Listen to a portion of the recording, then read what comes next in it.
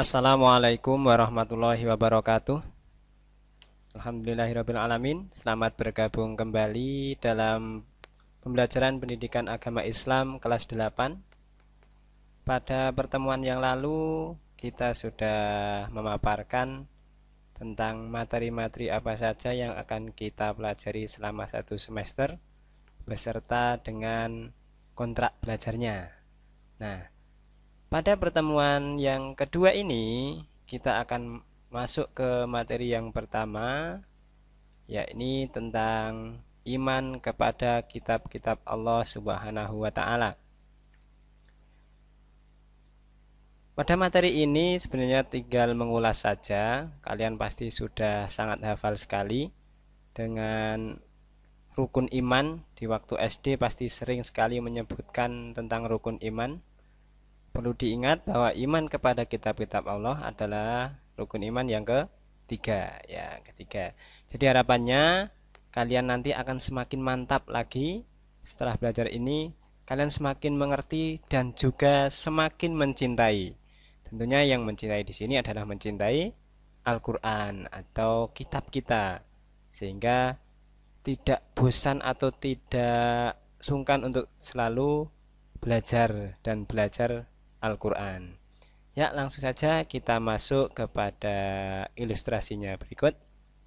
Nah, mengapa toh kok kita itu harus beriman kepada kitab-kitab Allah, harus mengimani apa yang diturunkan Allah kepada Rasulnya? Kita perhatikan ilustrasinya. Nah, di sini ada sebuah jalan, ya. Kemudian apabila kita mempunyai sebuah mobil, kita hendak pergi ke suatu tempat. Misalkan saja kita mau pergi ke Sukabumi. Tentu kalau orang yang belum pernah ke sana pasti bingung arahnya mau kemana, lewat jalan mana enaknya biar cepat sampai dan juga selamat. Kalau kita misalkan sudah tahu, sudah pernah ke sana, pasti akan mudah sekali menemukan jalannya. Tapi bagi orang yang belum pernah, tentu sangat bingung ini mau kemana. Kalau asal bisa jadi kita malah nyasarnya ke Jawa Timur atau ke Surabaya misalkan. Nah, oleh karena itu di zaman yang sudah sangat maju ini, biasanya kita tinggal mengambil smartphone kita dan memunculkan Google Maps. Ya, ini adalah sebuah peta. Tentu itu dapat menunjukkan kita kemana arah Sukabumi. Dengan mudahnya kita menggunakan Google Map, kita bisa sampai lebih cepat dan jalur yang lebih aman tentunya. Nah, Pak, lah misalkan kita tanya apa nggak bisa? Boleh-boleh saja tanya kepada orang-orang. Nah, jadi ada dua cara, satu pakai map, satu bertanya kepada orang. Tapi tentunya kita tidak bisa tanya sembarangan. Kalau misalkan nggak tahu, akhirnya juga bingung juga mau tanya ke siapa. Nah, begitu juga dengan beriman kepada kitab-kitab Allah. Ibaratnya kita ini adalah seorang yang dalam perjalanan. Kita berjalan menuju rumah kita. Mana tuh rumah kita? Rumah kita adalah di surga, ya. Sebagai seorang yang muslim tentu memahami bahwa rumahnya orang muslim itu di surga. Dunia hanya tempat singgah sementara. Jadi jangan terlalu enak-enak di dunia, malas beribadah, hanya yang penting Allah kita hidup di dunia sekali, bersenang-senang saja. Jangan seperti itu. Karena kita hanya di sini mampir, kalau dalam bahasa Jawa, hanya singgah. Oleh karena itu rumah kita ya di surga. Bagaimana kita bisa menuju ke sana? Nah, tentu kita membutuhkan yang namanya kitab suci. Kalau kita ya Al-Quran. Nah, sama dengan Google Map tadi, kitab suci Al-Quran ini akan membawa kita kepada jalan menuju surga dengan lebih cepat dan lebih mudah serta selamat. Kalau orang tidak mau membaca Al-Quran atau malas untuk belajar Al-Quran, tentu dia akan kesulitan. Kan bisa Pak, kita misalkan tanya kepada orang.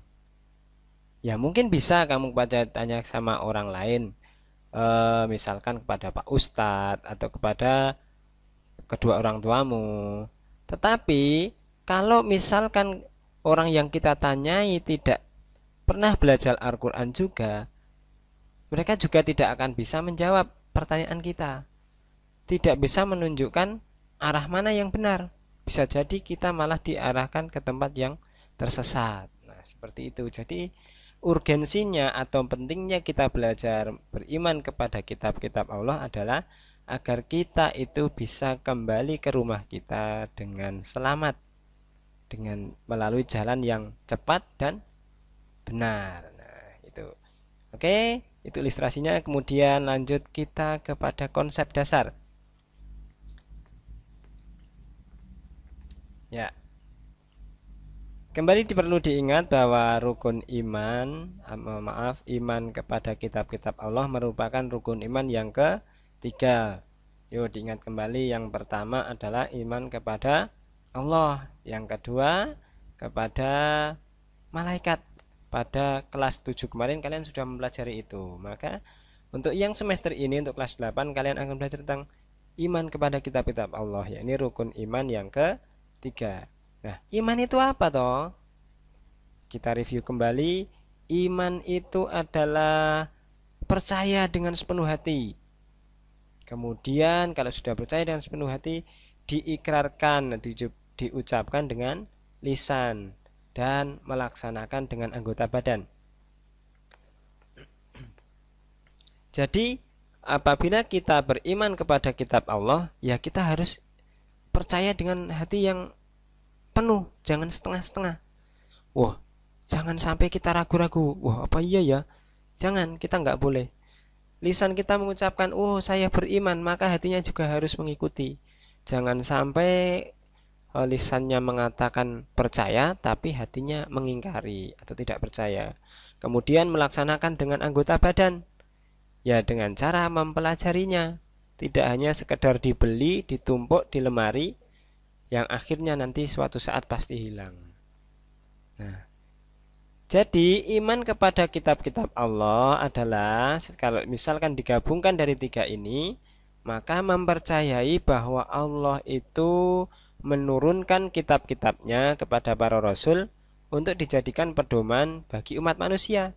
Jadi tujuan diturunkan kitab-kitab kepada para rasul itu agar manusia tidak tersesat. Seperti tadi, kalau kita mau pergi ke Sukabumi, kita membutuhkan Google Maps. Sama dengan kalau kita butuh ke surga, maka kita membutuhkan kitab suci. Karena tidak ada manusia yang bisa sampai ke surga tanpa petunjuk dari Allah Subhanahu wa Ta'ala. Nah, oke, selanjutnya. Nah, di sini ada 5 kitab yang diperkenalkan oleh Allah. Nah, jadi mungkin di zaman dahulu Allah sudah menurunkan banyak kitab, cuman dalam keyakinan agama kita, kita hanya diperkenalkan oleh Allah itu 5 kitab saja. Nah, apa saja itu? Pertama, Taurat. Taurat diturunkan pada 12 SM atau sebelum Masehi. Jadi 12 sebelum Masehi, ini abad ya, 12 sebelum Masehi. Nah, bukan hanya tahun. Diturunkan kepada Nabi Musa. Kemudian karena setelah ini digunakan dan banyak yang tidak patuh, maka diturunkan kembali kitab Zabur kepada Nabi Daud, yakni pada abad ke-10 sebelum Masehi. Jadi durasinya segini sekitar 200 tahun ya. Digunakan selama 200 tahun. Nah, selanjutnya ada kitab Injil yang diturunkan kepada Nabi Isa alaihi salam, yakni pada abad ke-1 sebelum Masehi. Nah, di sini jaraknya cukup lumayan lama, yakni sekitar 900 tahun penggunaan kitab Zabur. Kemudian barulah diturunkan Injil untuk menyempurnakan kitab Zabur ini. Barulah yang terakhir pada ke abad ke-7 Masehi diturunkan Al-Quran sebagai penyempurna untuk semua kitab-kitab yang sudah diturunkan oleh Allah Subhanahu wa Ta'ala. Jadi dalam Al-Quran ini juga diyakini bahwa dulu itu ada kitab Taurat, ada Zabur, juga ada Injil. Nah, terus yang selanjutnya apa? Nah, yang kelima yang dimaksud di sini adalah Suhuf Ibrahim.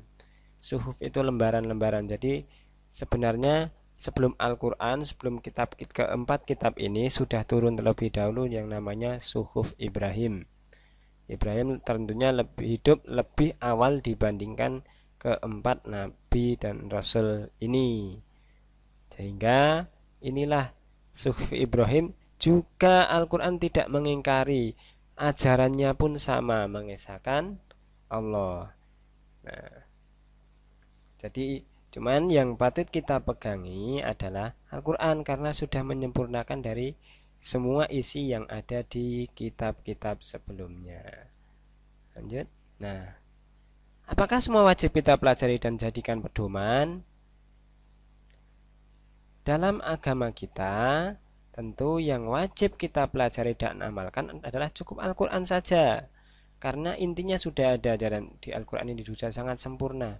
Dan Allah sudah menjamin kemurniannya hingga akhir zaman. Nah, Pak, bagaimana kalau kita misalkan mau mempelajari kitab Injil, kitab Taurat? Silahkan, itu boleh-boleh saja. Cuman tidak untuk diamalkan. Yang wajib diamalkan adalah Al-Quran. Karena di sini petunjuknya sudah sangat komplit, sudah sangat jelas. Yang misalkan kalian mau mempelajari yang lain, itu hanya sekedar untuk dibaca, tapi tidak untuk diamalkan. Apakah masih sesuai dengan yang dulu? Wallahu alam ya. Nah, kalau Al-Quran insya Allah masih murni dari zaman dahulu hingga zaman sekarang. Meskipun dicetak berkali-kali, insya Allah itu sudah dijaga oleh Allah Subhanahu wa Ta'ala. Nah, kemudian itu untuk keempat kitab yang kita pelajari atau yang kita bahas. Kemudian perbedaannya apa? Nah, bagaimana perbedaan dari kitab-kitab itu? Nah, ini yang akan menjadi tugas portofolio kalian untuk pembelajaran kali ini. Kalian silakan nanti membuat sebuah resume dalam buku tulis atau boleh juga menggunakan kertas HVS. Kalian buat tabel seperti ini. Yang pertama kitab Taurat, penerimanya siapa, tahun berlakunya kapan, kemudian isinya apa. Begitu juga dengan Zabur, tahun berlaku di sini berarti durasinya. Misalkan dari abad keberapa sampai keberapa. Kalau isi ya isinya di situ dalam buku paket kalian sudah ada. Kemudian Zabur penerimanya siapa, tahun berlakunya kapan, Injil, Al-Quran dan seterusnya. Kesimpulannya itu bagaimana? Itu adalah tidak satu persatu, tapi dari isi keempat kitab ini kalian menyimpulkan kenapa kok Al-Quran itu sebagai penyempurna. Kalian di sini bisa simpulkan, oh ternyata terdapat kesamaan di sini. Oh perbedaannya di sini. Oh ternyata ini yang menyempurnakannya. Begitu. Jadi untuk portofolio kalian silahkan nanti membuat sebuah tabel yang berisi tentang perbedaan dari kitab-kitab Taurat, Zabur, Injil, dan Al-Quran. Kemudian nanti kalian foto dan diupload di form yang telah saya sediakan di Google Classroom. Kemudian apabila nanti ada pertanyaan atau saran atau juga pengen meminta agar dibahas tentang sesuatu yang tentang iman kepada kitab-kitab Allah, silahkan nanti masukkan di kolom refleksi, di kolom saran atau pertanyaan. Terima kasih, itu saja untuk pertemuan kita pada hari ini. Ada kurang lebihnya mohon maaf. Sampai ketemu dalam pertemuan berikutnya. Ada kurang lebih, mohon maaf. Wassalamualaikum warahmatullahi wabarakatuh.